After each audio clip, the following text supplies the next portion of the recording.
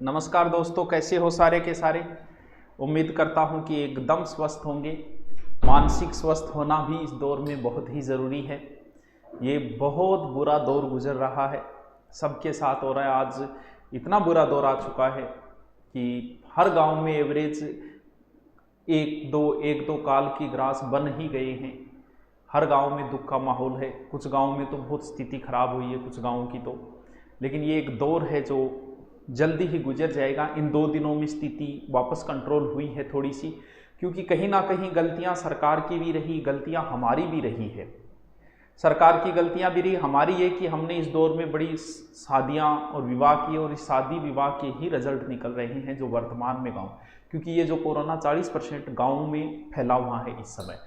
और गांव में हम आज से 1 महीने पहले कोई मास्क ही नहीं लगाता था, गांव में बैठे ताश खेलते रहते थे। तो इसी का रिजल्ट निकला, क्योंकि सरकारें जो बोल रही है उनका अगर हम फॉलो नहीं करेंगे तो हमें रिजल्ट तो भुगतना ही पड़ेगा। सरकार कहती थी मास्क लगाओ, आज जब हर गांव में एक दो, क्योंकि पहले तो हम सांत्वना दे लेते थे दिल को, कर नहीं पहली जगह बीमार है, भाई मर गया है और है, ऐसी सांत्वनाएं दे लेते थे हम। लेकिन अब पता भी चल गया कि सच में ही महामारी फैली हुई है।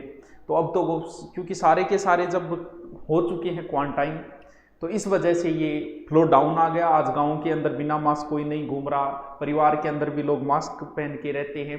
परिवार में उसको ज़रूरी है जिसके परिवार में किसी के संक्रमण है या किसी के लक्षण है नॉर्मल जुकाम पर, उसे मास्क परिवार के अंदर भी पहनना ज़रूरी है। बाकी तो ज़रूरी नहीं होता घर के अंदर, लेकिन किसी में लक्षण है तो ज़रूरी है। और गाँव के अंदर आज जो है वो हर कोई गाँव के अंदर मास्क पहन रहा है, तो इस वजह से 1-2 दिन में डाउन आ रहा है। जल्दी अंदर 10 दिन के अंदर अंदर बहुत कुछ सुधार हो जाएगा। और सरकारें तो अब कहते हैं कि तीसरी लहर और आएगी। अरे भाई ठीक है, आएगी नहीं आएगी ये तो नहीं पता, लेकिन आपको दूसरी लहर का कब पता था? किसने भविष्यवाणी की थी कि दूसरी लहर आएगी, जो तुम तीसरी लहर का बोल रहे हो? लेकिन फिर भी सरकार को जब ये अंदेशा लगा है तो उन्होंने तीसरी लहर के लिए अपनी पाबंदियां शुरू कर दी कि तीसरी लहर बच्चों में आने की संभावना ज़्यादा है, तो उसकी भी सरकार ने तैयारियां शुरू कर दी। ये नहीं है कि हमेशा यही दौर रहेगा, अच्छे दिन भी आएंगे, स्कूलें भी खुलेगी, स्कूली बसों की आपको हॉर्न भी सुनाई देंगे, बच्चे खेलते हुए भी दिखाई देंगे, चाय की थड़ियों पे चाय पीने वाले दोस्त हंसी ठठाका वो भी सुनाई देगी, स्कूलें बसें कोचिंगें सब खुलेगी। लेकिन ये एक दौर है जो जल्दी ही गुजर जाएगा। हर परिवार के साथ कोई ना कोई जानकार के साथ आज हादसा हो चुका है। तो बात ये होती है इस दौर में संभलना बड़ा ज़रूरी होता है। जो चला गया वो कभी नहीं आता, जाने वाले कभी नहीं आते, आती है तो सिर्फ उनकी याद, और जब आती है तो बहुत रुलाती है। लेकिन परिवार में जिम्मेवार व्यक्ति, जिसके ऊपर परिवार की जिम्मेवारी हो, जिसे परिवार को संभालने की जिम्मेवारी हो, सच तो यह है कि उसे रोने का भी अधिकार नहीं होता। क्योंकि उसे औरों को संभालना होता है।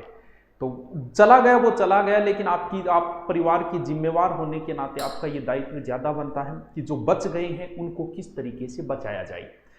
हर संस्कार, क्योंकि महामारी में कभी संस्कारों का, रीति रिवाजों का पालन नहीं हो सकता, उन रीति रिवाज पालनों का न करते हुए जो बच गए उनको किस तरीके से बचाया जाए, ये परिवार के जिम्मेवार व्यक्ति, आप एक जिम्मेवार हो तो यह आपकी ज़्यादा जिम्मेवारी बनती है।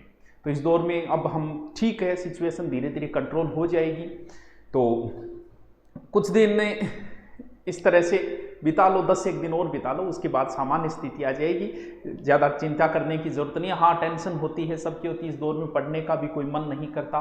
ये मत सोचना कि आपका नहीं कर रहा। सच्चाई ये है कि 100 में से 95 बच्चों का पढ़ने का मन नहीं। क्यों? क्योंकि कहीं ना कहीं आस पड़ोस दोस्त, कहीं ना कहीं बुरी खबर उन्हें भी मिल गई, और खबर मिलने के बाद माइंडली डिस्टर्ब होने की वजह से पढ़ाई का माहौल नहीं हो पाता।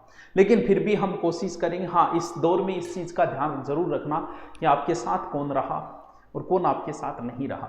आपके एमएलए, आपके एमपी और आपके सरपंच, जो गांव के फेसबुक के युवा नेता होते हैं, उनका भी ध्यान रखना।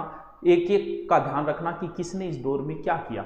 आपके एमएलए साहब ने सिर्फ फेसबुक पोस्टें ही डाली या कुछ कार्य किया? एमपी साहब है, आपके सरपंच साहब है, उन्होंने इस दौर में गांव में क्या किया? एक एक चीज़ ध्यान जरूर रखना, क्योंकि कोरोना चला जाएगा लेकिन चुनाव तो हर 5 साल बाद आएंगे, तो उनका भी हिसाब करना है कि आपने किया क्या। हर एक हिसाब पूछा जाएगा उनसे। अभी तो दौर है नहीं पूछ रहे, लेकिन पूछा जाएगा उनसे। ध्यान जरूर रखना इस चीज़ का कि आप जिनकी छड़ी खाते थे, मेरी पार्टी मेरे नेताजी, और आज वो नेताजी आपका कॉल भी उठा रहे हैं कि नहीं उठा रहे हैं, एक बार चेक भी कर लेना, पता चल जाए। आगे हिसाब भी तो लेना है उनका।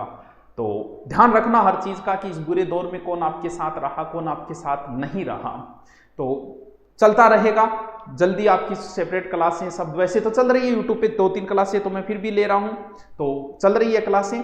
और 8 तारीख को आपके लिए आपका पढ़ाई में मन लगे इसके लिए कुछ नया करने जा रहा हूँ मैं, कि आपका मन वापस लगाऊं मैं पढ़ाई के अंदर। हमारी भी बहुत सारी जिम्मेवारियां हम अध्यापकों पे आके पड़ गई है, जितने भी यूट्यूब अध्यापक है उन पे आ गई है। कोई किसी तरीके से आपका मन बहला रहा है, कोई किसी तरीके से मोटिवेट कर रहा है, तो हमारे ऊपर भी जिम्मेवारियां आ गई है। हम भी आपके गार्जियन हैं, हमारे हर किसी के साथ कोई ना कोई अप्रिय घटनाएं हुई है, लेकिन वही बात है, जो जिम्मेवार हो उसे रोने का भी अधिकार नहीं होता है।